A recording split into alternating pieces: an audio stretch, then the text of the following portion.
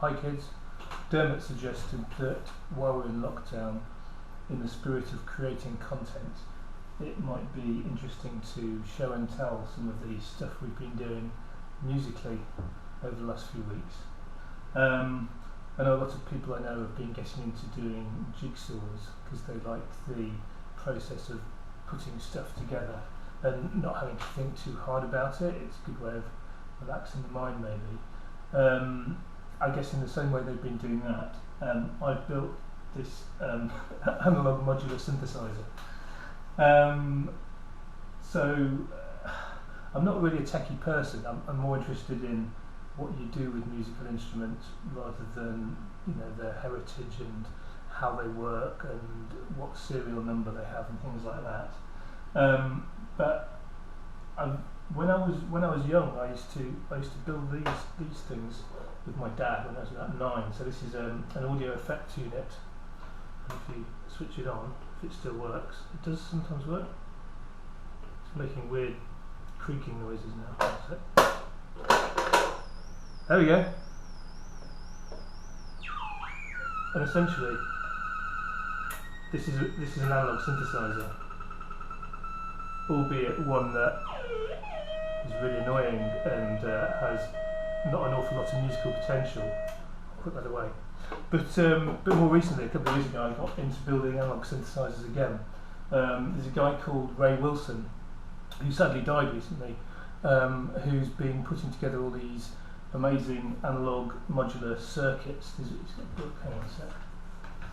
There we go. I bought this book called Make Analog Synthesizers, and Ray takes you through how, this is very well thumbed, takes you through all the components you need, why they work, how it relates to things like the mini Moog. I'm saying Moog, not Moog, because it reminds me of Will o' the Wisp.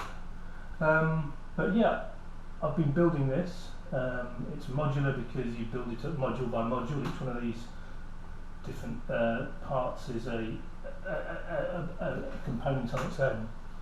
I'll show you around the back. So I've soldered every single one of these components. I don't know if you can see it, move the camera a bit. So inside it's just full of wires and it's all soldered together. So I did that, and then I realised I had to build a better power supply as well, because the one I had was pretty feeble and it's putting it all out of tune.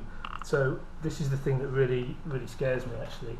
This is the power supply unit I built, which looks a bit like a bomb and has the potential to have the same devastating effect if you don't do it right. Most of the modular synthesizer uses 12 volts, so it's all kind of safe around here. I don't feel at all intimidated by it. But this end of the power supply is 12 volts, but what you put in here is 240 volts, and the only thing between me and the 240 volts is this bit of black tape here. So you kind of have to know a little bit about what you're doing, I guess. I buy all my components from a company called Soundtronics based here in the UK. They've done a great job of taking all Ray Wilson's designs and putting together packages of all of the components you need to build each module. They've also designed these nice face plates, and they're in larger rack size for modular synthesizers. They're not Euro rack size, which are kind of about 2/3 as high as these, but I'm not sure that I'm not sure I'm dexterous enough to do all the fiddly work that would be required to compress the same amount of circuitry into a smaller size.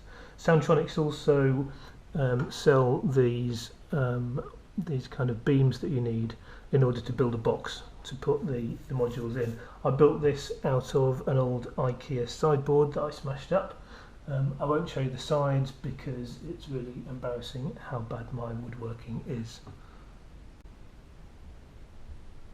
What fascinates me about analog synthesizers is seeing the very pure relationship between electricity and sound and the waveforms that make different sounds.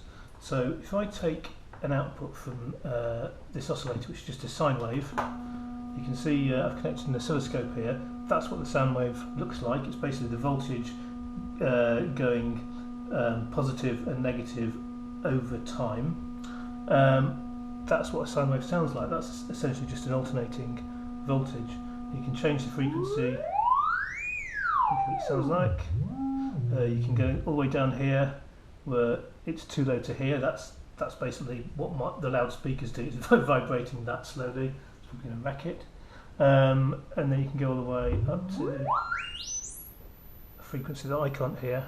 My dog can probably hear it. And he's probably going mad in the other room now. So that's a sine wave.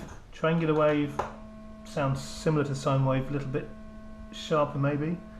A ramp or sawtooth wave sounds kind of fuzzy, and a square wave sounds similar to the ramp, but you can actually change the with this knob you can change the width of the pulse and hear how it changes as you do that. So that's the techie side of it. It doesn't sound very musical, but what I can do is I can take the output from a keyboard and use the keyboard to control the pitch. So if I put that in there and we take a let's take a ramp wave.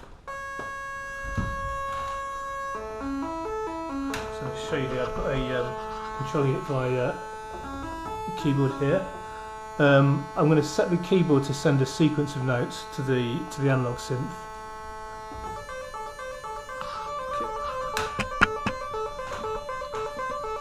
So that's just the sound itself. I'm going to make it so it only triggers the sound when a key is being pressed. So if I take the gate output, the ADSR thing, put it into this amplifier, feed the sound through that. So we'll no longer get continuous sound now. You can change the shape of the envelope.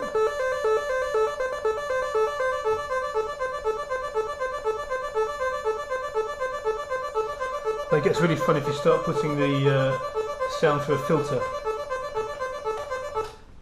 Do that, put it through a low pass filter.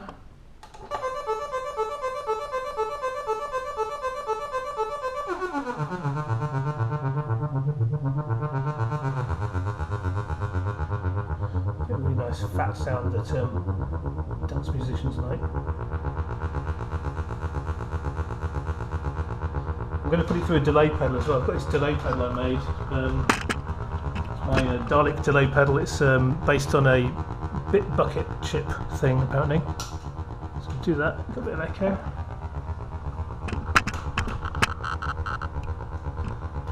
Then we can add a second oscillator to that and sync them both up.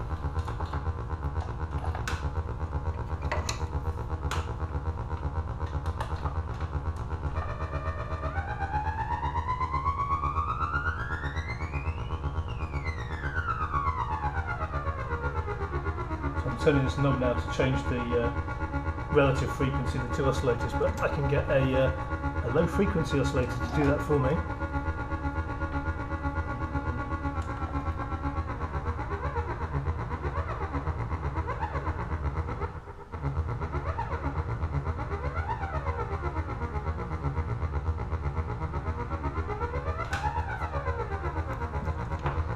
Add a bit of noise to it.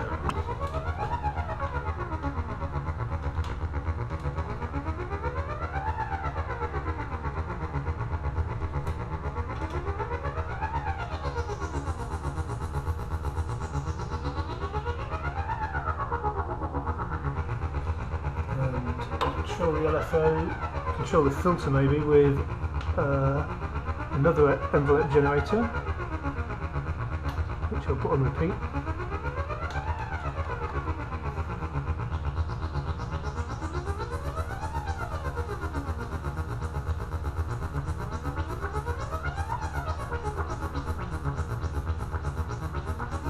I've got this voltmeter up here which looks quite cool. If you put the control voltage through it, you can actually see what's going on.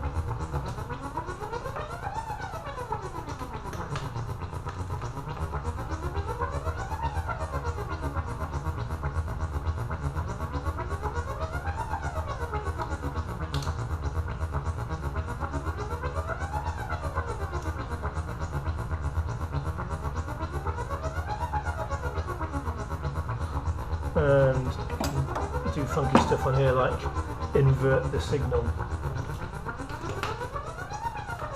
So it's playing the opposite notes to what's coming out of the keyboard now.